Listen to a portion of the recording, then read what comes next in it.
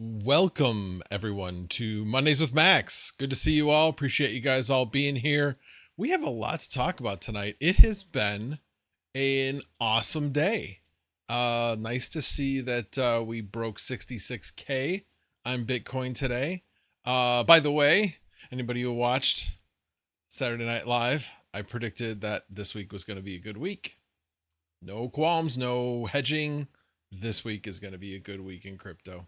Only thing that could throw that off is if we get a bad jobless claim. So maybe Wednesday, as people kind of hedge into Thursday, might slow down, maybe go down a little bit on Wednesday, but really think that this is the time. This is the time that I think we're going to start going up. So fingers crossed, if we get a good jobs report on Thursday, I think we are smooth sailing through the election and probably through the end of the year as far as going up. So I see good things in our future here. Remember last Monday, I said it was going to be a nothing burger week. It was going to be even. That's what we had. So hopefully I can go 2 for 2 in predicting the week and see that this week is going to be a good week. With that said, not a good week for Pyron. So let me start going through the chat because I saw somebody make a comment about it. So Son of a Rabbit is first. Lesta Dog C57, second TL. Thank you guys for being here. Vinny Del Greco, Shides, let's go Pyron. So before I go any further, it actually made me think, because I was thinking about this on Red Fox's video when I was just watching his live stream. Pyron is down 90%. Yes, they're stopping development. That doesn't stop somebody else from picking up the project. It'd be a long shot, but it's down 90%. If somebody else picks that up, that thing could 4 or 5 times your investment. So, shoot, throw $50 at it. Make a cool like $300 out of it. Hey, how is that any worse than a bet you're going to make on a sports game? Just saying. Just saying. Just an idea. All right, going down the list. Canadian miner, Caw Valley Crypto, Burn, Chump Change has graced us with his presence. It is past your bedtime, man. It's past your bedtime. But thank you. Sorry I went late, but you know, gotta respect the Red Fox. So good to see him streaming tonight. Big Wooly is here. Wow. As you guys may have known, I got my 48 port Ubiquity switch in the basement from Big Wooly. So again, big thanks to him. I will never forget that. Travelers Travels, Steven Cicero, Integra Guy 04, previously Integra Guy 041, Jackson Digital, John Germain, I think I said Travelers Travels already, Crypto Crag, Strange Tamer, Kyle Rosa, I said John Germain already, I think. Did I say John Germain already? Thought I did. Anyway, Keith Betts, Joker Miner. Good to see you, sir. I think, I'm not for sure, but I'm pretty sure Red Fox is a little shorter than me and much thinner. So not hard to not get us confused. Just saying. The Toxic Miner, Tube and Jar, Black Hat Team, Jackson Digital. Seeing some new names here. That's kind of nice. Jean-Francois. I got to go up because it jumped. Tanto Bonranto, Sherlock's, and Static. Okay, I think I caught up going that direction. I'll go back down again. Panhandler Mining. Bacon, Eggs, and Hash. The goat of all goats. It's a fucking goat. Geek of all trades. And that is everybody.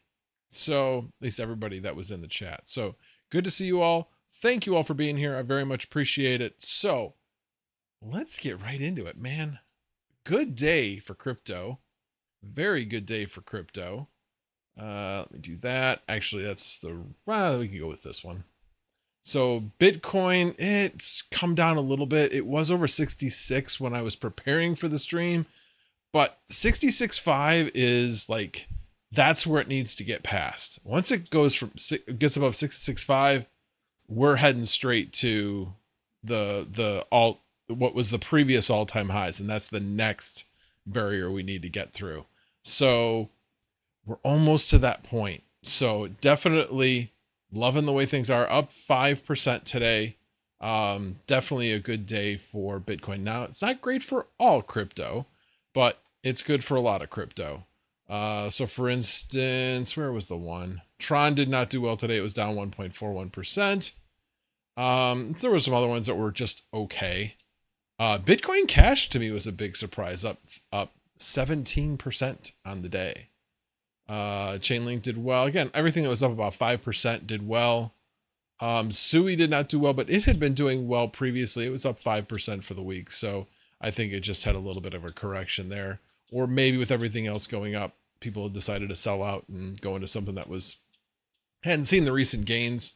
Litecoin had been lagging most of the day. Now it's up to 67.32, up 4%. So almost to that 5% mark. So that's good to see. Uniswap up 13% for the week. That's good to see. All of these things I've got a little bit of holdings in. So, let's see what else. Caspa up, about 3% today. Not bad. But still down over the week. So it definitely has some downward. I'm not really sure why. Maybe just because there's no big news. I know that there was a news about, Grayscale taking a look at them, but other than that, there really hasn't been a lot of news that I've seen. So maybe that's the reason why it's going down. It's just after capitalizing on some other news. Let's see, Ethereum Class about 5%. Again, 5% seems to be kind of that number. 3 to 5%. I'm just trying to see what else. Well, here, you know what? Let's go over to Crypto Bubbles. Lido Staked Ether up 13%. I think that's what that is. Lido. Wait a minute. No, this can't be. Oh, Cat in a Dog's World. Never mind. I thought maybe that was Meow Coin. I'm like, no way is it up 30% now in the top 100. Wow, that would have been crazy. Crazy. ENA, have no idea what that is. But a lot of green in here. A lot of green in here. Let's just trying to see if there's anything that I'm interested in that I haven't already mentioned. Floki up almost 12%. Solana up over 6%, so it's doing well today in comparison. Link, same thing. Yeah. I said Litecoin up 4%. So yeah, it's nice to see all this green. Really nice to see all this green. Well, actually, here's where you really see all the green. Man, dark greens, light greens. Yeah, I like that. All right, let me go over. Where is it? Nope, not there. Oh, I just did here. Okay. Let me go over some of the other coins that people may be interested in, at least the ones I'm interested in that I put on a watch list.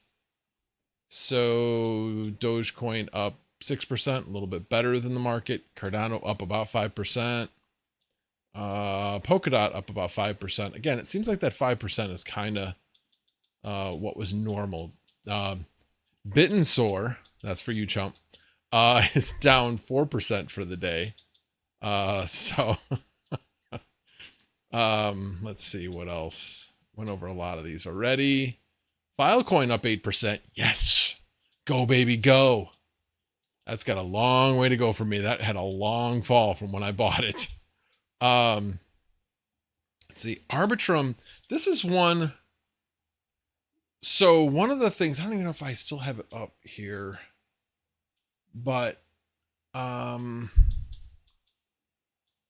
here we go. Let me, so Arbitrum, since I brought Arbitrum up, let me bring this up here. So, altcoin selling pressure looms as 500 million in token unlocks scheduled this week. So obviously, anytime you increase supply, it should have a downward pressure because it creates inflation for that coin.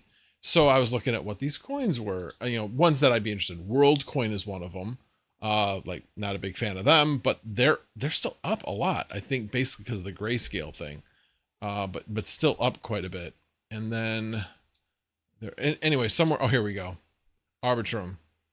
48, so 2.5% at $49 million worth of coin. So again, only 2.5% in comparison to WorldCoin, which was doing 7%. So I think maybe that's why maybe it's not having quite the effect. I'm not really sure what these other ones are. I mean, obviously I know what Ape is, but I don't really pay any attention to that. Not a meme coin guy. All right, let me go back to the ones I follow. So I don't know. This would be one I'd be a little nervous about, just because of what effect that's going to have. Celestia has done really well at 15%. God, way back when, I don't remember who it was. I want to say it might have been Jeff Key. I don't know. Somebody had told me about this coin and said, this is something to watch. And of course, as we all do when we get some insider, we're like, yeah, what do these guys know? And then we don't do anything, and then we see this happen. So Jupiter I do hold. I actually just sold out of what little Aleo I had. It was like $80 worth. I bought, actually, what did I buy? No, I bought Index. That's what I bought. I didn't buy more Jupiter. I bought Index, and I'll talk about that tonight as well. Helium is not doing well for the week, but hey, it's recovered a little bit today, I guess. Let's see what else. I mean, pretty much, like I said, everything seems to be up. It's not altcoin season by any means, but it's nice to see everything going up. Now, I will say Hivemapper and Demo, yikes, down 10% and 12% for the week. Not good. Dynex is down today, but boy, has it been up recently. It's up about 35% over the last 7 days. So that is good to see. Lithium recovering some of its losses over the last week. It's better than not. Yeah. Let's see, Radiant seems to be kind of And Pyron down almost 90%. Like, hey, look at that. It was down 90% last time I looked. Now it's only down 89%. So there you go. You could have got a 20% on your money. Look, it's up 14, almost 15% in the last hour. Would you guys all like take my little bit of advice at the beginning and and go out and buy some. I am tempted. I really am tempted to just buy a little bit, just a little bit. And let's see, Noctua showing some signs of life. That's a good thing. That's a very good thing. Since I did my Noctua node, I've made 100,000 Noctua. Not worth a hell of a lot, but right now, but hopefully it recovers during the bull run. That would be nice. And then to round things off, Zephyr is up 20%. Oh, I guess I'm still at a couple of things. Noctua, oh, and then Raptorium up 3%, but down 17% over the last week. So those are some of mine. Anything you guys want me to look up? And in the meantime, I am going to check out chat. Just happened to glance over. The first thing I saw was Chump Change saying, "You're going to hell, Max. You're going to hell." Hey, not going to disagree with you, but it's going to be fun getting there. All right, let's see what else. Again, if you want me to read your chat, please tag me. I would appreciate it. It just makes it easier. Chuck Danger is here. Nah City is here. Thank you guys for being here. I appreciate it. Let's see. Is anyone else doing their taxes tonight?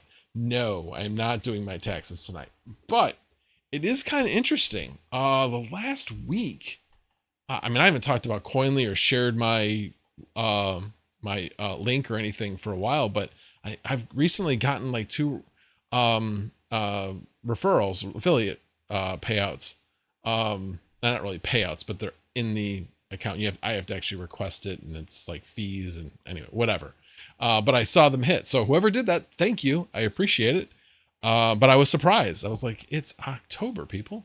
I suppose for those people that decided that they were going to delay filing their taxes, it is the 14th, and they would be due on October 15th, I believe, for those people that delayed their taxes. So maybe that's why I got that.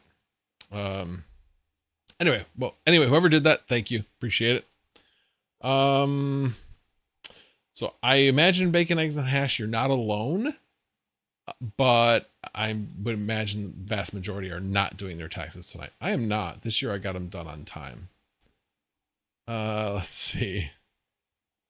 Oh, there we go. 4J just filed his taxes yesterday. Let's see. Koinly doesn't even come up in the drop-down menu. I had to manually upload the report or it's not accepting it. I'm effed. What are you trying to upload? Bacon, Eggs, and Hash. Oh, so you do it that way. Okay. Oh, so you're just trying, you actually have the whole report from Koinly and now you're trying to upload it to TurboTax. See, this is why, all right, I'm going to go off on a tax rant. This is why I don't do online. I buy the software. Now I've got other reasons why I buy the software. I buy the software because I do taxes for not just myself. I do it for others. So it's more cost effective to buy the software and then do taxes for like 4 different people. Or 5. It'll probably be 5 this year, actually. So yeah. So I highly recommend downloading the application, buy the application, get it on your computer, and then do it from your computer. Because at that point, you're uploading it into the application and not doing anything with TurboTax or Intuit or anything like that. You're doing everything on your computer. And then when you go to file, you're just filing with the federal government. So you're not uploading any of your personal information onto Intuit's or TurboTax's website. Obviously the same company, but you know what I mean? So do you really want somebody to have your tax information other than, well, you may not even want the federal government to have your tax information, but do you want anybody else having your tax information? Not for me. Not for me.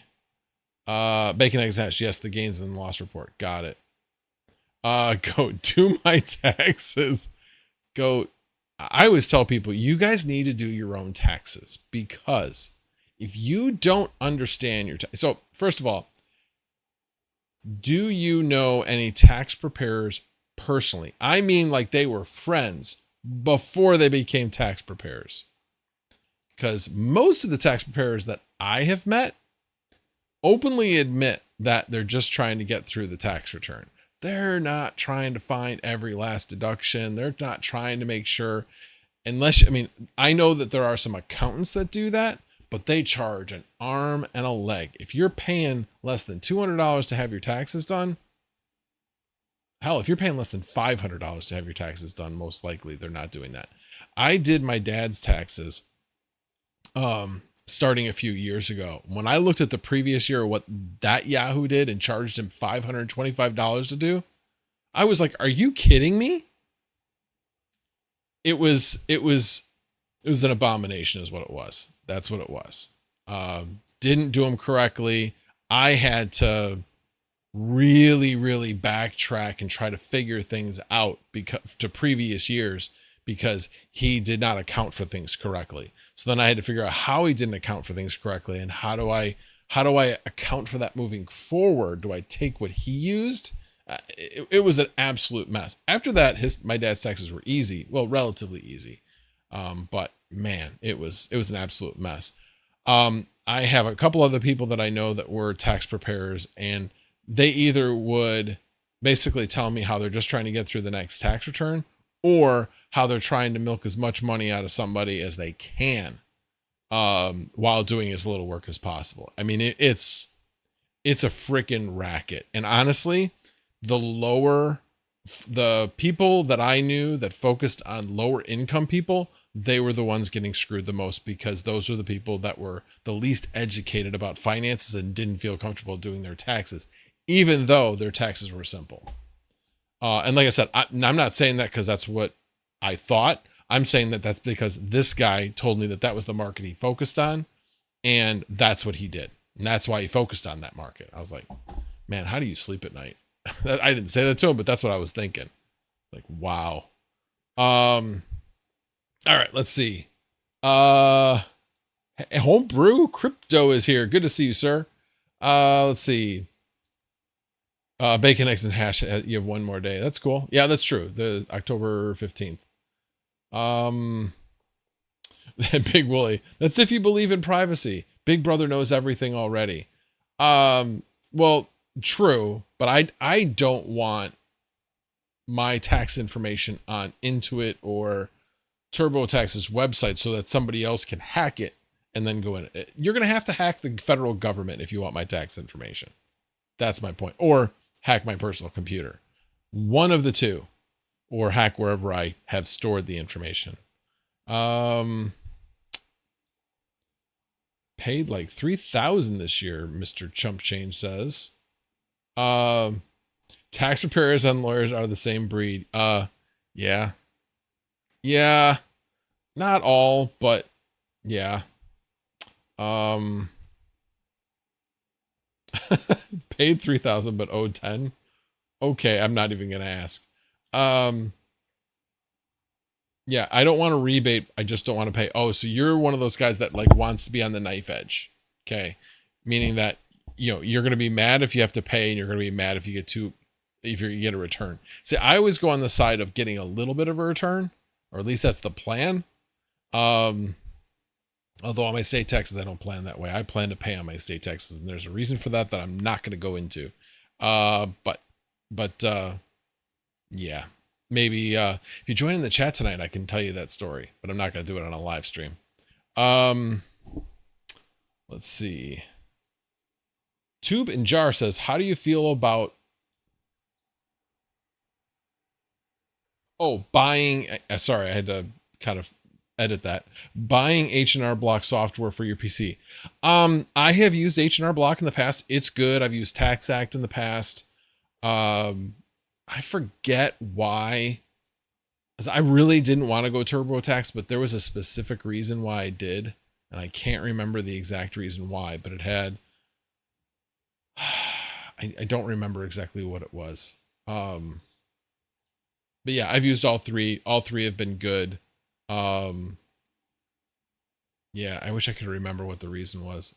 I remember that I had been using actually, oh shoot, what was it called?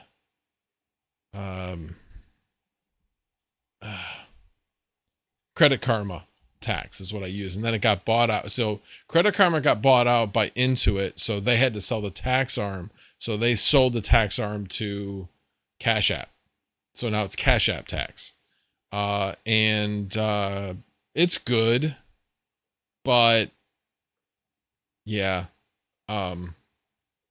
it was okay. There was nothing wrong with it. The best thing about it is it was free and it did everything I needed to do at the time. Now, yeah, I remember there was something having to do with a deduction or an adjustment that I was allowed to do, but I couldn't do it in Cash App. And then I found out there were other tax applications that couldn't do it either. And that's why I ended up going to TurboTax, because it was the one that could do what I needed to do.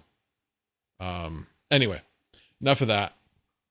I think we've killed taxes enough tonight. Oh, I see. 3K-ish for tax prep, then owed the government 10K. Yeah. Like I said, if you get a good tax preparer, they can be worth their weight in gold. So if they made sure you understood, or at least were willing to explain everything, and say why they did certain things a certain way, those are really good tax preparers. I have a guy down the street that actually is a good tax preparer, but he's business. I don't like to mix business with neighbors in general, although that guy actually, I did write a mortgage for him a few years ago. Well, not more than a few years ago now, but yeah, it's, I thought about using them and then I'm like, I don't know. What if I'm unhappy and then he's still a neighbor? Yeah, you just never know. Let's see. Second TL. That's a rude question because you know the answer to that question. It's not going well, although it's not going as bad as it was. So we will leave it at that. If it starts getting close, I'll start reporting it. Still not close. It's probably still 15 to 20% difference between the two. Cash started at like 10.7 cents, I think. And then Litecoin started at like 65 something. So yeah, Litecoin's up 2% and Cash was up 20 to 30%. So yeah, not close, but there's still a chance. There's still a chance. I'm not giving up. Not yet. Let's see. Geekwell Trade says, I'm just going to sell everything, buy some land in Wisconsin and live in a van down by the river. Well, admin IT services for cash. Yeah. I think all of us have had a thoughts of that, but nah, I really do like my house. I really do like my house. Big Willie says, I still only have one question, but you won't even read it on stream. You're right. I won't. I will not read it on stream because I know you're trying to trigger me into reading something. Yes. And I'm not going to say it because I already know what you're going to ask. Yeah, I agree, Goat. I agree. Can't they just both moan? Why can't they just both go up and we can all be happy?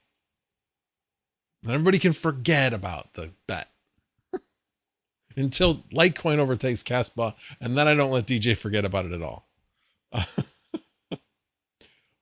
They reopened the quartz mine, Tube and Jar. That is wonderful news. That's awesome. I mean, I wasn't at the point where I was worried about it yet. I mean, I was kind of worried, but I mean, they have stockpiles of that kind of stuff. So as long as they open up within like the first 2 months, they were going to be fine. But if they reopen the quartz mine now, I'm wondering if it'll be less capacity. It might have some things there, but the fact that they're still opening up in October is honestly pretty amazing and really goes to show the resilience of the people in West North Carolina. Hats off to you. Hats off to you. Second TL, has the 4090 started to disappear in US yet? Oh yeah. Oh yes, definitely they have. Now, with that said, I got not one, not two, but 3 4090s on the way. I will not even tell you what I bought them for because it's sick. So I am very, very happy. And I might get even more. We'll see. We will see. And yes, I did hear on the Red Fox stream that you got a 4090 today. Where'd you get it from, Mighty King? Let's see. Second TL, I'll sell you mine 4K and free shipping. Are you sure about the free shipping part? You might end up spending about $1,000 to ship the thing. Make it rain quartz. Let's see. Chuck Danger, Geek of All Trades. You can live in my driveway for IT networking services. Yeah, I don't think the rest of his family would like that much, though. Tantaban Ronto, 3090 FE refurbed at Micro Center for $699. It's not a horrible price, but I mean, I was buying 3090s for $500, $500 to $600.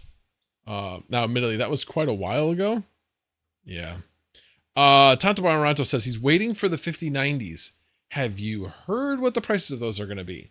This is why I'm not afraid to buy 4090s, because 4090s I'm getting for less than MSRP. Not saying that that'll last very long, that's for sure. But the fact that you're going to get about 75% more higher performance out of a 5090, it's not going to be double, but about 75% more. Now you are getting another 8 gig of RAM, of VRAM. So that makes a big difference as well as far as AI and what you can make with AI compute. But you're going to be paying right now, the very reliable rumor, because of who the source is on Twitter, they're saying between $2,000 and $2,500. I have said for at least a few months now, I believe it's going to be $2,299 for the FE. The factory edition or founders edition, and then it'll be $2,500 for most of the other cards. So about $1,000 increase. Well, $900 increase. Is that really worth the 75% increase? Maybe. I don't know.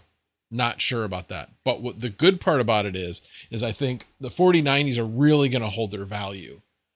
So for people that are looking to buy them for gaming computers, definitely think that the other thing is that when they first come out, they're going to be gone. These are going to be in very, very short supply.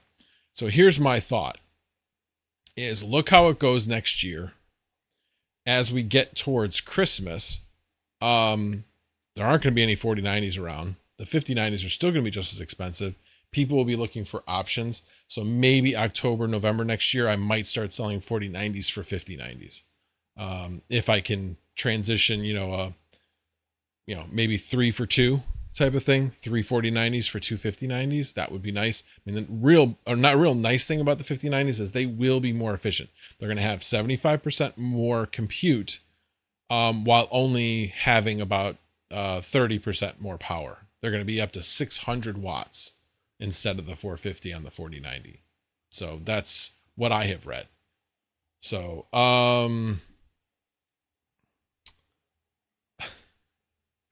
you guys, I'm not reading that goat.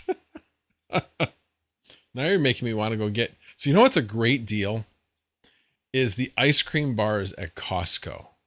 The not the Klondike ones, but the Kirkland ones. They taste just like the Haagen-Dazs ones. And they're like stupid cheap. So highly recommend. Highly recommend. So what did you make Sunflower Mama do to get those 4090s? Oh, no. This was me. This is me this time. It was not Sunflower Mama that got those 4090s this time. All right, let me see what else is tagged here. When H200 or DGX, Max AI data center.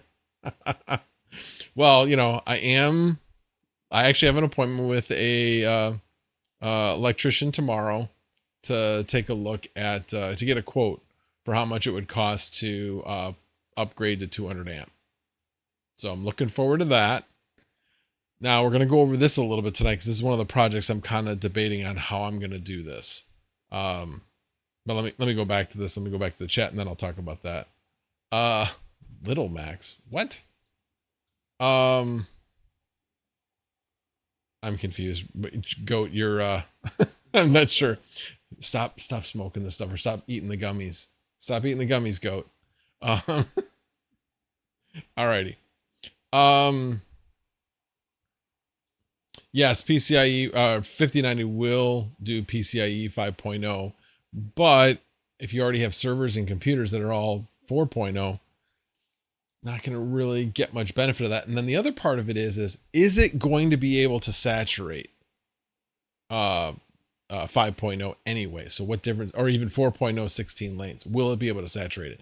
Most likely not. Right now, a 4090 is not, it is saturated in a PCIe 8 lane, but not in a 16 lane. And it's just barely over an 8 lane.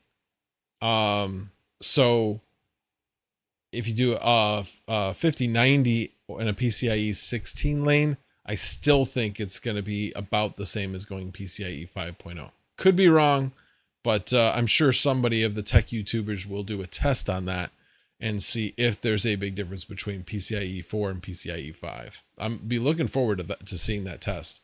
That'll probably be something that Hardware Unboxed will do. I'll be looking for that. I am small. Oh, I am small on screen. I got it because I'm talking to chat. Sorry. That's what you were trying to get me to do. Never stop. Just bought a 4090 brand new for $1,200. Mad Investors, shoot me a DM. Tell me where. I didn't get it for that good of a price. That's crazy. Who would sell you that? Man, was the guy blind and deaf? For those of you that know that story. All right. So let's start going through some of the things. So let's go through some news. So we talked about this. What the hell? Why did it scroll down? All right. Let me, of course, now I can go back to that screen. So we talked about this on Saturday Night Live, and I saw this pop up in my feed, and I was like, let me see a little bit more about this. So evidently he has not started digging yet.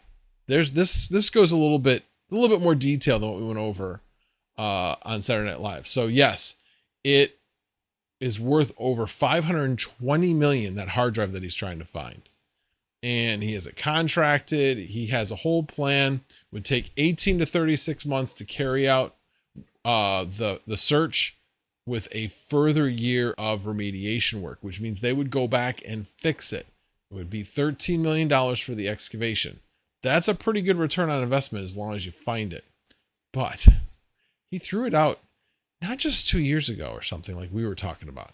He threw it out 11 years ago. 11 years ago. But with that said, he said, if you go down a little bit further, he's hired a guy that used to work at the dump. He's like, Howells has assembled a team to carry out a $13 million excavation of the site, which includes the council's former head of landfill, who claims to know the particular area where the hard drive is now located. I mean, they had to know like where they were dumping for the different years. So they have to have it narrowed down. So they said it would take 18 to 36 months. Council just rejected it out of environmental concerns. So this is what I love. I'm still allocating 10% of the value for the council, even though they have been problematic throughout. That's a bribe, dude. That's a bribe. That cracked me up when I read that. Like, oh, I'm still allocating 10% when I find it for the council out of the goodness of my heart. Oh my God, dude. Total bribe. But anyway, I respect the hustle. Definitely respect the hustle. All right. And then, of course,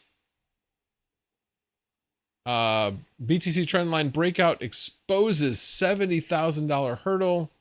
So this one of the reasons why I wanted to look at this one was this. So we have been in pretty much like a downward parallel. I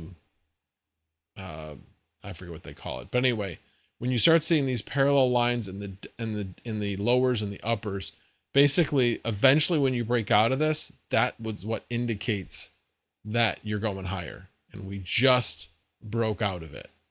So yeah, I think that means like 82 or so.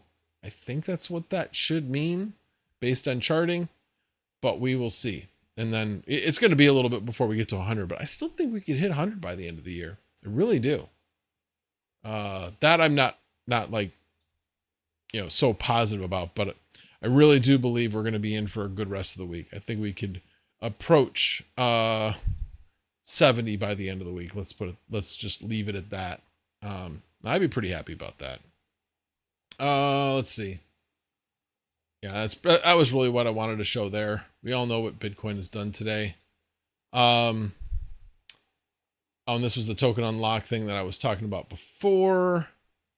And then this is just another site that said as BTC passes 66K is Uptober finally upon us.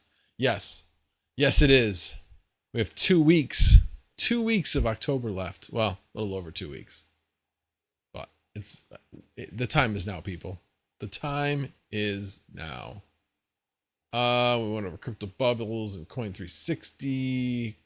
All right, we'll go over that in a little bit. One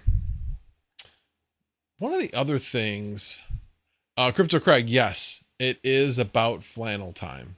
It really is. In fact, funny you mentioned that. We were talking about this prior. We're actually probably going to turn the heat on tonight. One of the issues with compute down in the basement is it's up and down. You don't know how much it's actually going to generate heat.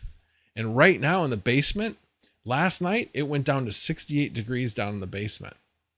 And that's with everything running. Now, of course, I have windows open and I have fans blowing and such, but yeah, I need to turn off the fan that's pulling the air in. And I'll still leave the cross one going though. And then I'm going to set the fan, the outlet fan, to a higher temp on the thermostat. Because right now it's 69 degrees in the house and it's only going to get colder. So probably have to turn on the heat tonight because we are already at 69 and we're not going to heat up from there. And then the other part of it is blowing over at least one of the curtains, so that the heat can get out that's down there. Generally we can keep a 15 degree variance between the two. But yeah, now it's time to benefit from that heat. Definitely time to benefit from that heat. Goat. That's what I was thinking. Wait, is Helen Keller selling GPUs again? We all know who we're referring to there, right? eBay has them for $1,200 from Shanghai delivery next month. Good luck with that. Oh, okay. Yeah, I'm not going to be buying them from China. That makes me that's a little sketch in my mind. Maybe it's perfectly on the up and up. Could be. A hard drive is good. What are we talking about? All right, I missed something about a dead drive. Oh, I see what you're talking about. The drive and true. They would have to pull the platters and try to recover the data, no question.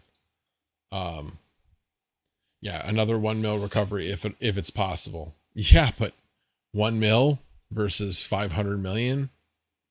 It'd be worth it if it was possible. And how does he expect to restore the wallet even if he finds it and it boots up? Well, if it boots up and he's got the password and whatever to get into the wallet, why would he need to restore it? It's already there. So yeah, I mean, as long as he's able to hook it up to another computer where he can get the files. Maybe I don't understand wallets, or maybe I'm missing something, but yeah, he should have a seed phrase, that's for sure. Crypto Crag, riddle me this. Why would he need the hard drive? Doesn't he? No, he doesn't have the keys. That's the problem. Nope. Uptober is canceled. This is early Bulvember. It isn't, because we're still in October, so therefore it's Uptober. Get your month straight, goat. Come on. Come on. Yusuf Putz. Turbo all-time high today. Good for Turbo. Yeah, I think we're gonna have October and Bulvember. I think both of them will happen, honestly. Again, check out what's happened in other election years. The last two elections, we've had significant growth in Bitcoin. Significant. It holds to that form. I think it'll happen. Let's see. Set some gold shells or jazz miners around the house for heat. Well, the only mini miner I have is the Caspa miner. And funny thing is, I took it from upstairs and put it in the basement. Should actually bring it back up here now. I may end up doing that. All right, that answers Moonsember. Bulvember, I think, has a better ring to it. Last two elections had different macroeconomics, though. True. That is true. But if you look at either one of those, they were both different as well. It wasn't like they matched their macroeconomics at that point, those two election cycles. They didn't. But yet the same thing happened. I think the setup right now is a good one, with everything happening in China and, them basically printing money. That's good for Bitcoin. That's very good for Bitcoin. So we'll see. We shall see. How are the AI rentals going? They are going good and bad. If I'm looking at Salad, I'm not going to pull it up on the screen. It's doing good now. I had a bad day yesterday. So that's not what I wanted. I want that.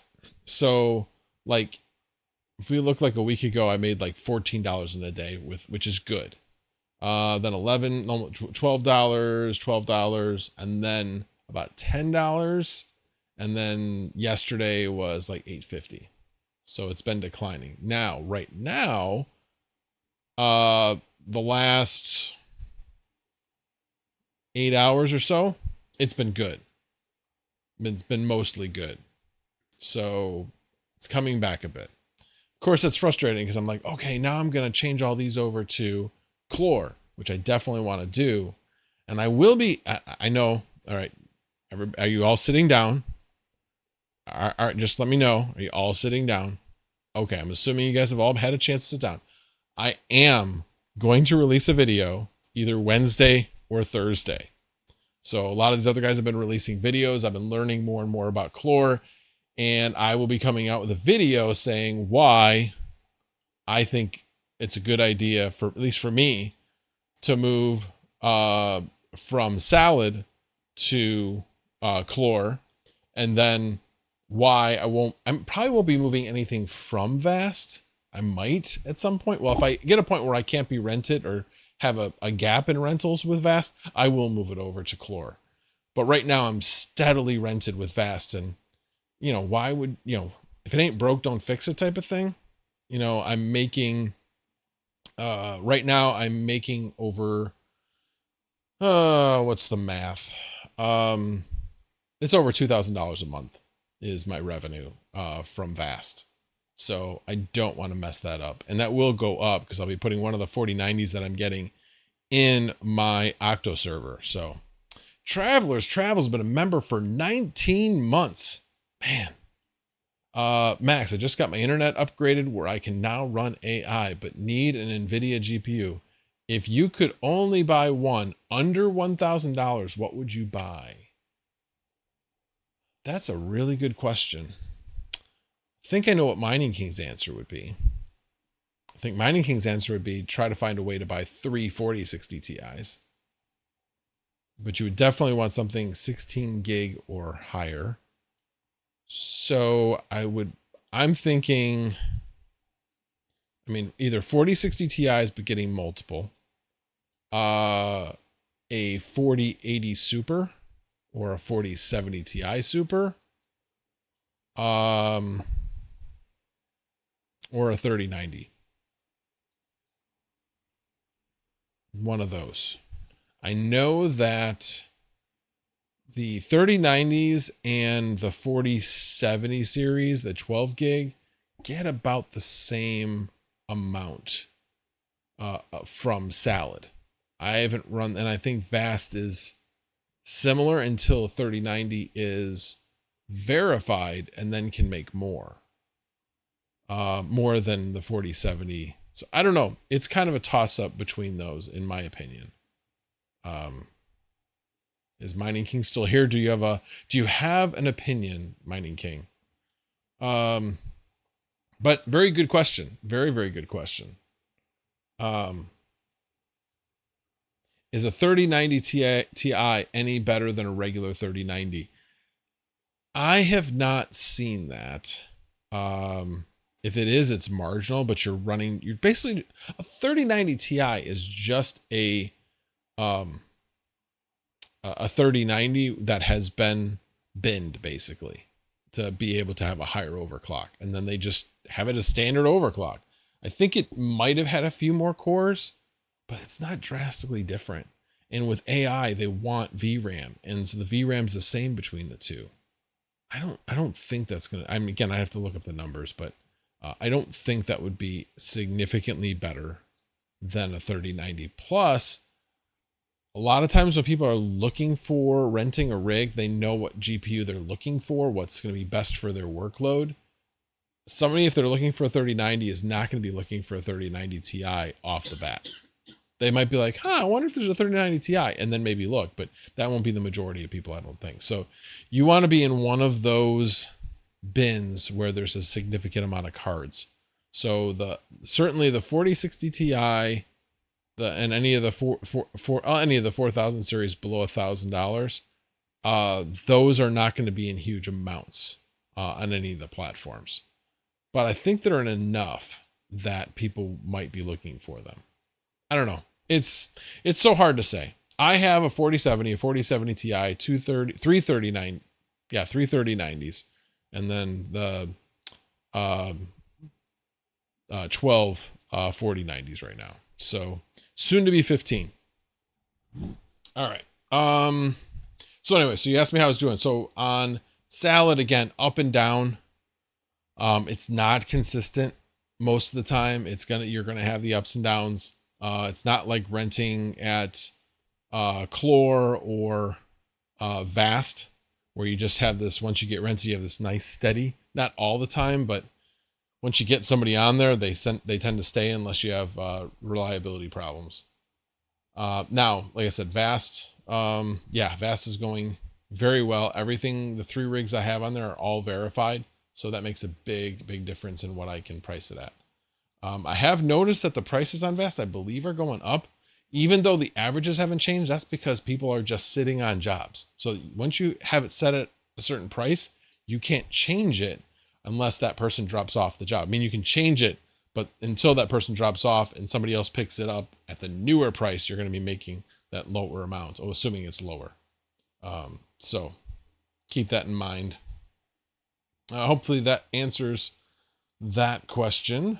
All right. I'm still on Uptober. Let me talk about a couple other things. So I have been, like I said, I've got an appointment with a electrician to upgrade the electrical panel at home. It should be a pretty basic upgrade if I just do the panel. Here's the issue. And this is where I really went down the rabbit hole yesterday and Saturday. I can't qualify for the $600 rebate on the electrical panel if that's all I upgrade.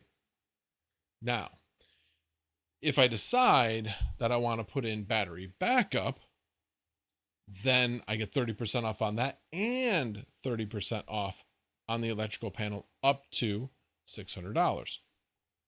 So I was like, okay, that means that if it's $2,000, I get my $600. So, and then depending on how much the battery backup cost, might be worth it, might not be. So kind of debating on that. So let me show you what I have been looking at. So I was trying to figure out, because I have solar. I was trying to figure out what would my system look like and what would I need. So a lot of the newer inverters have a lot of the things you need. Like it has a transfer switch already in the inverter. You know, it has a lot of these features within the inverter that you need in order to just add a large inverter at some point in the system. But here's the thing. If you look at, oh, here, I don't even have the diagram up. Let me put that back up. Okay. So let me see if I can expand it a little bit. There we go. Okay. So let's go over the pieces of this. So DC coupled solar, I do not. I'm not doing that. I am leaving the inverter there, so I'm not DC connecting my existing solar. That is pretty much out. The reason why I decided to do that is because I get nervous about changing the way that I report into the government how much I am producing. So basically, I got prepaid 15 years of SREX.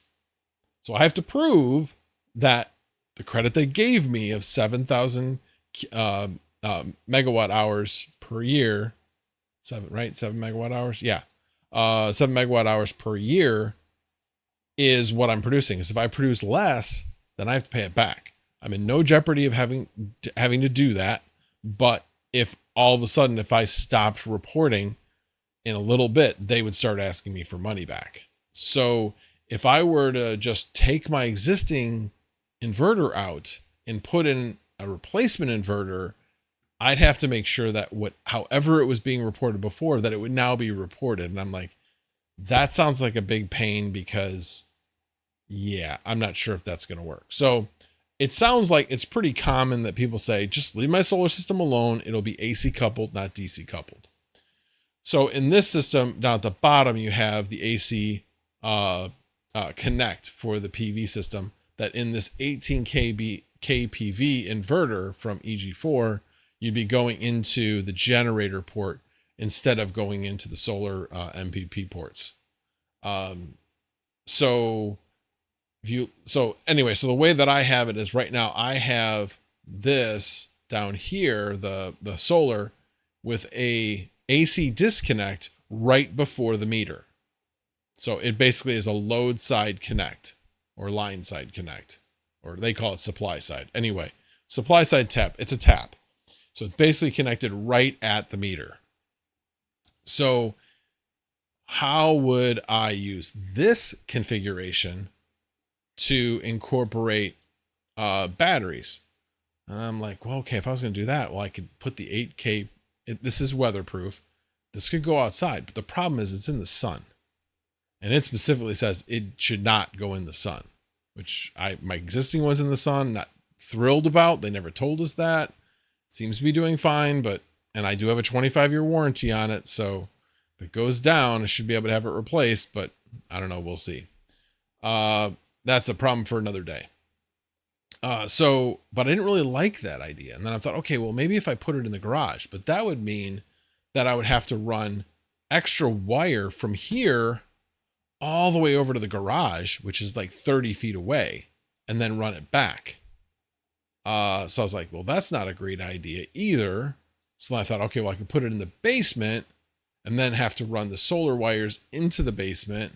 Like that could work. And then the batteries will be in the basement. I'm like, yeah, but that's really where it's hot. So I was having some issues with this. Plus, this is the other thing about putting the inverter in the basement and not in the garage, is that I need to have this near the critical load sub panel, because I'll be installing a critical load sub panel if I do this, because I'm not going to back up the entire house. I'm just going to back up the refrigerator and all my AI equipment. That's it.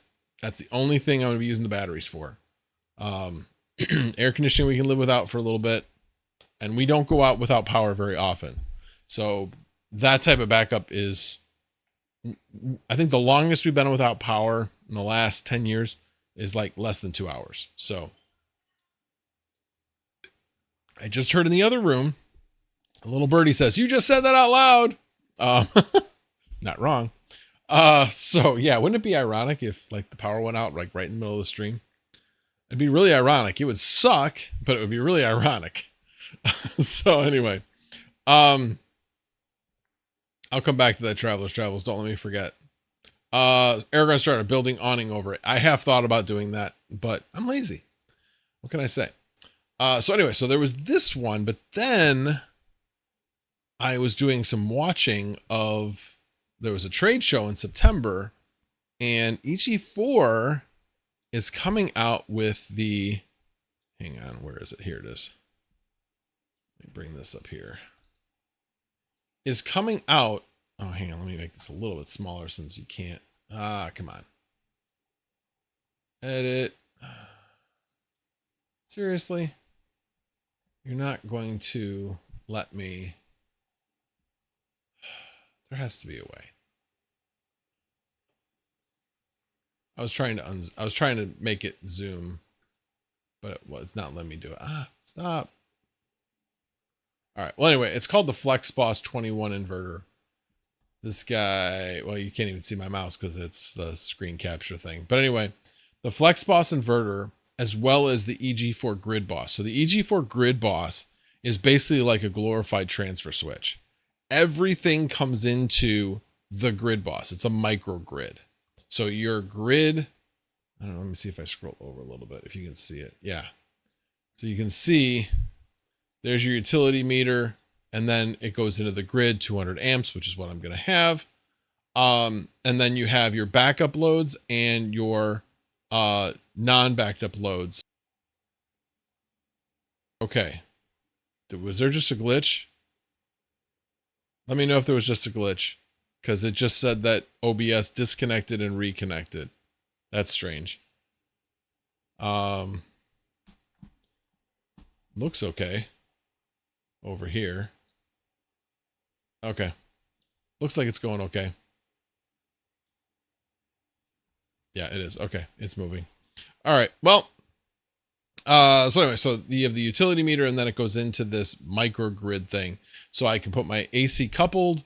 Basically it's no more than 60 amps. It's like maximum of like 50 something amps, for my solar. So that could go into one of the ports. And that's what would go in there. And then you have the grid, and then you'd have your inverters going into one of the hybrid inverter ports. I'd start out with one, not two. That would handle up to 80 amps. So most of 330 amp, breakers. So, and that's one of the things I'm going to plan on having him do, is installing, extra 30 amp breakers. So, but I'll start out with, one inverter along with one battery, and then maybe expand from there. It'll get me started and get me in where I can get that extra $600, rebate for the electrical panel. So where all this would go is the microgrid would go on the outside of the house. And then I would run, the plan, and I have not discussed this with Sunflower Mama, but I think the best place to put the batteries is in the garage. So the FlexBoss, we'd have the conduit running along the bottom side of the, or just behind, just underneath the siding, and then go into the garage. And then we'd have the flex boss in there along with whatever batteries we had in there. So that's what, and then they basically said that the wiring, even if, for a 100-foot run, is minimal. It's not, when you look at it over the entire system, because there's just not that much cabling to go between the two. So yeah, that would be pretty easy. And then to run additional wiring for another inverter, if you want to do that, it's much easier because you're not changing anything else in the system. You're only just adding another inverter. And obviously you can add other batteries to the single inverter as well. But if you wanted more overall capacity as far as how much you could, how much overall power you could discharge to, you would need another inverter to go more than 80 watts, or I should say 80 amps. So anyway, I thought this was super interesting. EG4, I think, has hit it out of the park with this setup, because when they started talking about it, I was like, he's like, well, some people really want to put the inverters, inside, but they have the solar outside. And so, they have this transfer switch, and they have to buy the transfer switch anyway. And, once we're talking about doing that, this makes way more sense. It really does make way more sense. So when he started talking about that, I'm like, yeah, that's me. And then boom, he unveiled it, and I was like, wow, that's cool. It's supposed to be coming out in November. I have not seen anything other than this presentation and anybody else who saw it at the show, and one little blurb about it from EG4 when they were summarizing what they showed at the show. But there's no information on their website yet, unfortunately, as far as like a product page or anything like that. So I'm looking for that. Looking forward to that. I did actually send them like a contact us thing to see like, okay, when's it coming out? How much is it going to be? I'm trying to work on a project, that type of thing. And I haven't gotten a response yet. I did just send it yesterday. So, but it might be a bit too much. It might not be worth it to go through all that trouble, at the same time that I'm trying to expand out the panel. But at the same time, because of the way this thing's structured, it may be easier because I could make two smaller panels instead of one large panel to handle everything, and then create a sub panel. And then I've got like a half filled panel or only a partially filled panel. I don't know. Kind of still debating. So I'll talk to the guy tomorrow and figure it out. But this setup, man, they knocked it out of the park with this. They really, really did. I've only just dabbled at the surface of this thing. There are so many other pieces to this that allows them to very easily meet local code and things like that with some of the things they built into this. So anyway, definitely very interested in doing that. Let me get this out of the way. And what else was I talking about? Oh, and then the other thing I wanted to talk about is Yusuf puts, Max, any rebates, credits? Credits, yes. So as I was saying, if I do the panel along with the batteries, everything is 30% credit, tax credit. If I only do the panel, I get nothing and like it. There's supposed to be a program coming out to help people with upgrading their panels as far as, some type of rebate. They don't have that yet. They have it in some states. Like I know Wisconsin has something like that going on right now, but in Illinois, they do not have it yet. They've applied, but there's other states that are actually further ahead than Illinois. And so I don't see it coming for another 6 to 8 months, and I'm not willing to wait that long. Plus I don't even know whether it'll apply to me. So definitely going to wait. But anyway, the real, if you just did the battery system, yes, you definitely get tax credits. No question. Travelers Travel says, looking at Tech Power Up, it seems like the 3090 is the way to go over the 4070 Ti Super. I would say probably.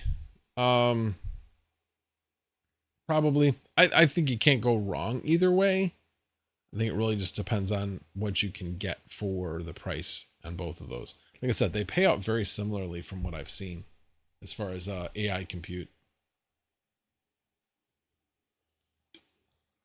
Let's see. Sunflower Mama says, if the power goes out, I will be very unhappy. I'm guessing that had something to do with, oh, Aragorn Strider. Correction. Have Sunflower Mama build an awning. Yeah, okay. You definitely got that right. Wouldn't be me. So it did glitch for a little bit, but fine. Okay, well, good. I'm glad it was just a blip. That was weird. That was really weird. I did actually test the internet right before I went on, and it's back to full speed, so it has been for about a week. So very happy about that. Let's see what else. Sunflower Mama says, yeah, Vinny, if the power goes out, I will be very unhappy. Yeah, I mean, nobody's going to like it if we are without air conditioning for a long period of time. Obviously, if we had a tornado in the area or something like that, yeah, we could be without power for a while if it hit the substation. But, yeah, I just said that out loud. All right. Travelers Travel says, oh, that's the one I just went over. All right. The other thing I did want to go over tonight was there were some things I was looking at. So there was a video by your friend Andy today, or I should say it was a newsletter actually, because I signed up for his newsletter, and he was talking about the different coins he was involved in. And there were 10 of them. I'm not going to go over all 10, but the one that really interested me, and actually 2 that really interested me, one that won't be a big surprise, is Index. So this company or crypto group, whatever, is creating index funds on DeFi. So now, admittedly, the index funds I've seen are still high risk index funds. But I think eventually they will get to lower risk index funds. That's funny how they describe lower risk is not what any of us would describe as lower risk. Like I think their one lower risk one was only 2. You're only leveraging 2 times, only 2 times leverage. Like, yeah, that's not low risk. But yeah, I thought it was interesting. So they have a bunch of coin or tokens that you can buy for different index. Think of them as crypto ETFs, basically, that are backed up by the different tokens that are in that. And then they also have their own token, kind of like Phantom Wallet has, or I should say Solana has Jupiter, or not even Solana. I forget. Jupiter is like its own thing, but Jupiter is that token. So I would kind of interested in getting maybe some. I did actually get some index today, about $80 worth. I traded out my Aleo for index today. So I'm kind of curious to see what it does. If we look at, we're looking at 3 months right now. So it's pretty even right now from where it was 3 months ago, but it's up a lot more than that over the year. It's up 268%. But you can see it's had a lot of ups and downs, and it's a long way off from its high for the year. So it was at 6.672 back in March. And so we could easily, if you double, only to get back to the recent all-time high. So I don't know. Like I said, when you invest in something like this, you just have to be prepared to lose it all. And so this is a chance, but I thought it was pretty interesting. And so that was one thing. And then the other one, which won't be any surprise whatsoever, is Clore. So, and this is the marketplace for the Clore AI. Again, I'll be doing a video on it. When I started really thinking about Clore Fleet, and I'll give you a little bit of a preview. When we were on Vast, or when I'm on Vast right now, we're like, geez, if we could only control our overclocks when we're mining, when we're not rented, that would be awesome. Hey, do you think you could do that, Vast? No. Oh, you're a miner? Oh, no, of course not. We're miner? Yeah. No, and they just generally it seems like all the people that are focusing on AI look down upon miners, even though we're the ones with all the compute. That's the part that is really confusing. Salad, same thing. We're like, we're the ones who were there day in and day out. We're dedicated rigs. This is what some of your customers are going to want. Maybe not all of them, but some of your customers are going to want this. So why not have an outlet to do this? And their response has been, well, yeah, we'll get to it eventually, maybe. But hey, if it's not for you, it's not for you. Go to a different platform. It's like, so now you have Clore that is honestly giving everything that I can think of, and there may be some improvements along the way that I'm not thinking of, but the things that we have asked for, which is being able to set our own prices, and being able to control our overclocks when we're mining without an AI compute job. It does that. So to me, it's kind of like, again, we're still in the infancy of all this, but for right now, it's the best of all worlds being able to do that. So I'll be talking about that. It'll be about a 10-minute video probably. I have the script written out. I just haven't taped it yet. So I plan on doing that tomorrow, and then releasing on Wednesday. That is the tentative plan. And if it gets delayed, it might be Thursday. But keep an eye out for Wednesday. The plan is Wednesday. So I'm looking forward to doing that. Was trying not to do, we obviously have plenty of how-to videos out there. Obviously Mining King had the best how-to video, very detailed. So congrats to him for having done that. And then we had others, various more hands-on, shall we say. And then I tried to take more of a, I don't want to say sales approach, because it's not that, but I'm like, what does this mean to me? Why does this mean something to a miner looking to go into AI? And that's where I focused my video on, and that's where my script is focused on. So, anyway, I will be, recording that, tomorrow, unless my boss makes me stay after work for some reason. Hopefully not. All right. That was all I had, I think. Let me just double check. Was there anything I didn't hit on? Oh, one thing I didn't hit on. So I did hit on this earlier. Yes, the jobs report comes out on Thursday, so keep an eye out on that. But yeah, I went over the projects. So yeah, this week I also am hoping to at least get 1 or 2 rigs moved over to Clore. I actually did do a little bit of research on how to install Hive OS on Proxmox. Now I got to see if I can take that same idea and see if I can do the same thing on a VM in Unraid. So what I plan on doing is taking a 3060, putting it in my Unraid computer and setting up pass-through and installing Hive OS as a VM on there, and then running the Clore application and just doing that way on a VM on there. And then obviously doing the same thing on Proxmox with this 3090 when it finally isn't rented. It's been rented on Salad. So it's one of those things where I don't want to take somebody off of a job that's running. Plus, I hate to stop something that's making money. Although I think it will make more money on Salad. So we'll see. We shall see. All right. What questions do you guys have for moi? Crypto Craig, how is the Octo server working out? Still happy with it? Any quirks? No, I'm still happy with it. I have had, there were some setup issues with it. So when this thing, the one I had was a demo unit. So they told me flat out from the beginning, hey, check the cabling. With the way that they had it hooked up with smaller GPUs in it, they had it set up for basically up to 12 single slot GPUs at PCIe 4x8. But I wanted to have it set up by 16, so I needed to recable things in order to make that happen.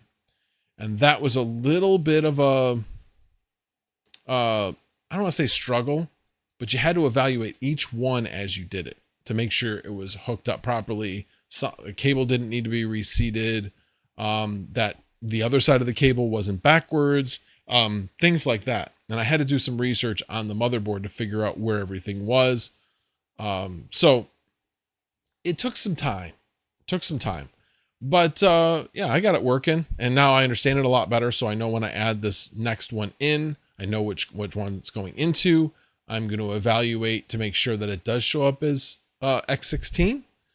And if it does that, then we're going to be in good shape. I think it's already set up to do that, but I didn't test the slot I'm putting it in yet. I basically set it up. I test the slot once I'm adding another GPU basically. So, but no, it's working out great. Thing runs and runs and runs and runs. It's solid in my opinion. I like it a lot. Yusuf Foot says, I thought the jobs report has been fake. No, oh my God. It hasn't been fake. There are adjustments. And because where are you getting the data from? Does anybody, this is the thing. People are saying that the data is fake because there's adjustments. Does anybody have any idea where the original data comes from and where the adjustment data comes from? I actually looked it up, but I don't even remember. But it's two different places. So yeah, of course there's going to be adjustments. But the data is still what it is. And the thing is, it's basically like polling, people. It's like polling. Now, some of the data that they're getting from state local officials of how many people have applied for unemployment, that's different. Those people definitely are recorded semi-accurately. There are some adjustments to that as well, but not anything near as great as the number of people that are unemployed. That's where, and the number of jobs that are created. How do you measure how many jobs are created? Somebody tell me that. Again, it is not as easy as you guys think it is. You think the government's been doing this forever. Nope. I mean, yes, they have, but it's never been a perfect science. Never. So should we always look at the data that they're reporting with a questioning eye? Absolutely. Absolutely you should. There's two reasons. One, obviously unemployment. Yes, because a lot of it's based on surveys. Well, if people lie for whatever reason, it's obviously not going to be accurate. So, or if people don't record it properly, whatever, it's very subject to human error. The consumer price index is a completely different animal. That one's been so bastardized over the years that even the Fed doesn't care about the CPI. They look at the personal consumption expenditures, PCE. They don't even look at the CPI. That's not what they're worried about. Nobody talks about that, but that's a fact. Look it up. The one the Fed looks at is the PCE, not the CPI. So again, we go back through all the politics of why things have been changed and things like that. But what it really came down to is, how do we manipulate the numbers to make unemployment look better than it was? The last time it got manipulated, though, I think was like in the early 2000s. It's been quite a while since it's been adjusted, at least from what I've heard, from what I've read. But as we went through the 90s, that's when it really, we need more. Housing's worth a much larger percentage, so we should have more of that in there. Well, that's when interest rates were going down and the cost of homeownership was going down in comparison to where it was the previous year because of interest rates. So that made the CPI look really good, which left the Fed open to lowering interest rates. So it fed upon itself. The problem is that when you keep it like that, now it feeds upon itself the opposite way. And that's what we had. We had, okay, price of homes is going up because we have low volume or low supply. That's a whole nother issue that need to find a way to solve that problem. Motivate home builders to actually build homes. Anyway, but where was I? But yeah, as the interest rates started increasing, the cost of home ownership increased because interest rates were going up, which made inflation go up. So this last month, No, they didn't talk about it because they focused on everything else that made the inflation, the CPI index, go up by 0.1%, because there were a couple other things that went up. But those are real, those types of things are fluctuate a lot. So that one I wasn't like so concerned about. What I looked at was housing expense, and it went from like over like right around 5%. It basically was like cut in half. I think it was like 2.4. It was really a lot lower. That's a great indication as to where inflation's going. If we've all been waiting for that number to go down. That's a third of the inflation rate. So if we see another month like that, the Fed, it's going to be like all bets are off for the Fed. The Fed will be able to lower every single cycle. They probably won't do more than 0.25% because they'll spook the markets like, oh my God, why are they lowering so much? Because the economy is falling, type of thing. But if they lower just 0.25% each time from now on, they won't spook the markets. The markets will like it because it just means that, and they'll focus on that theme of I'm lowering interest rates because inflation's going down.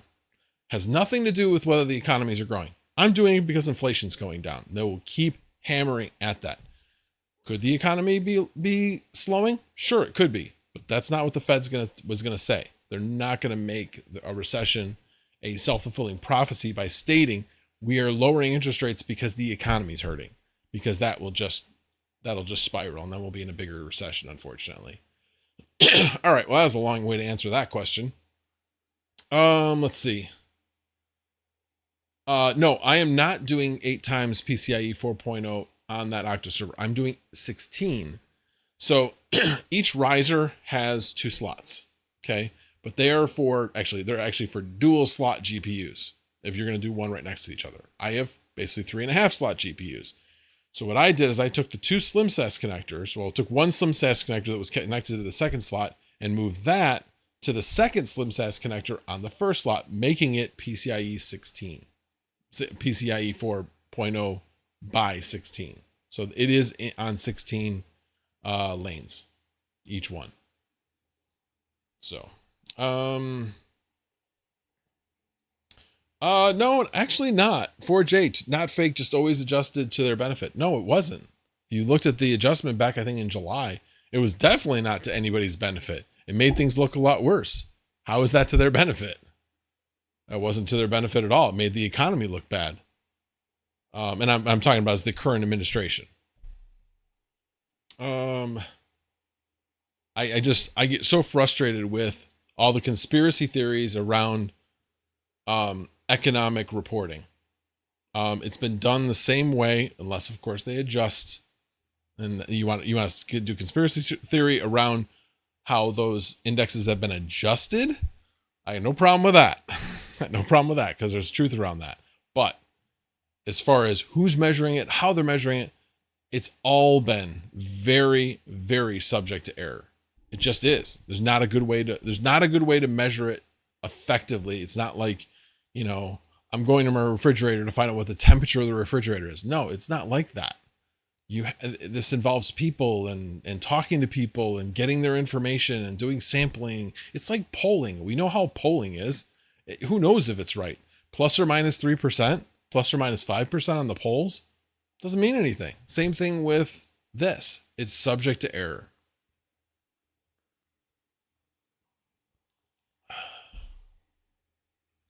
All right. Let's see what else.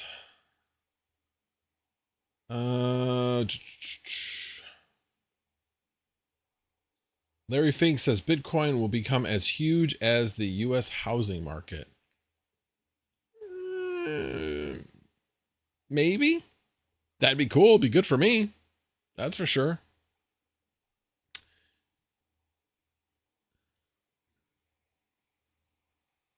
Yeah, that's my point. The adjustment didn't make them look good. That's exactly my point. Why would they? What's been insinuated is that the current administration is faking the number to make it look better for them. Well, the adjustments made it look worse for them. So where's the conspiracy in that? Oh, I get it. So Trump found a way to infiltrate and make the numbers worse, right? Is that what you're saying? No, of course it's not. It makes no sense. It makes absolutely no sense. None. The fake number did not make him look better. It made him look worse. The jobs number fell. The number of jobs created fell. Didn't get greater. It was less. Do I really need to pull up the damn report? I don't know how people get the facts wrong. Let's see. Adjustment in jobs report. I think it was July.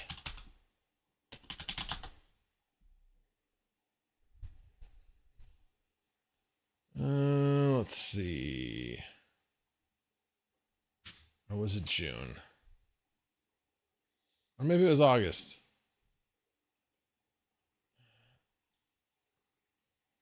Let's see. Adjustment in jobs report 2024. 2024 big adjustment.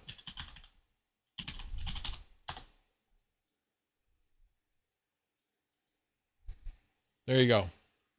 Record seasonal adjustment tones down blowout U.S. jobs report. Oh, go away, Jesus. Oh, this is Bloomberg. I can't look at this. I'm not subscribed. That's annoying. Here we go. New data shows U.S. job growth has been far weaker than initially reported. Tell me how that's good for the administration. Tell me how. Jobs report makes the economy look a lot worse, and that is exactly what Trump is campaigning on, that the economy is worse than what had been previously reported. So tell me how this benefits the current administration. Please tell me how. It doesn't. It doesn't at all. It makes no sense. If you're going to say that that's the conspiracy, then that means that somebody from the right decided that they were going to make a weaker jobs report to make the current administration look bad. That's the only conspiracy that would make sense. Now, it doesn't make sense because there is no conspiracy. But anybody that says, yup, look at what happened here. There's this big, yeah, because that's what they wanted. They wanted something in August, right before the election, that's going to make the economy look bad. Come on, people. Think. It makes no sense. It's bad for the current administration. Makes no sense. That's all I'm going to say on that. People need to logically forget all the noise. Forget all the noise. Think about things logically. When somebody says one thing, challenge it. Challenge it. I saw the reports. I'm like, that makes no sense. None. That is the right trying to spin something, which made no sense. They could have spun it a completely different way. They could have said, oh, look, the economy's a lot worse, which some of them did, which that's valid. That's valid. Some of you guys just baffle me. Absolutely baffle me. And the last thing I will say on this is, I've said this, anybody that's heard me talk about the economy, the president has very little effect on the economy. He doesn't hold the purse strings. He does not, or she does not hold the purse strings. Okay? Congress does. There is certain discretionary spending that the president does have control over, but all of that has been voted on by Congress. The only discretion is how some of it is allocated. That's it. So anybody that's been saying that FEMA funds are going to Ukraine is not true. It's two different buckets. It's two different buckets. And oh, by the way, so I'm going to go off on a rant here. By the way, between when Helene and Milton hit, there was a bill to increase FEMA funding. And who voted against it? The Republicans. And then now they're saying there's not enough FEMA money. Are you kidding me? Look it up. Look it up, people. There's a bill that tried to be passed. Look it up. Come on, stop being lemmings. Look at the data. Look at the facts. You want to vote for Trump? That's fine. There's certain things that he's for that I agree with. But look at the facts. Don't be lemmings. Look at the facts. All right. I'm sure I probably lost 50 viewers on that. Anyway, Oh, look at that. Yes, I am doxing myself. Whatever. Yusuf, you're young. I know you're young. You need to stop and get out of your echo chamber. You need to look at the facts. You need to look at the facts. I get this all the time from people where they're like, that's bullshit. Okay, tell me what I said was wrong. Tell me what I said was wrong. All I said was facts. Facts. Not opinion. Facts. The data. Anyway. All right. Yes, the stream has an end. Alrighty. Tube and Jar, but Lemmings was such a fun game in the 90s. I never played it actually, but I did hear of it. All right. Well, sorry if I offended some of you guys, but a couple of you guys triggered me, so there you go. Hopefully you enjoyed the trigger. Hopefully you enjoyed the rant. But that's all I got for you guys tonight. So definitely over an hour and a half. So a little bit longer than I planned on going. A lot longer than I planned on going. So, alrighty, guys. Have a good night. Appreciate you guys being here.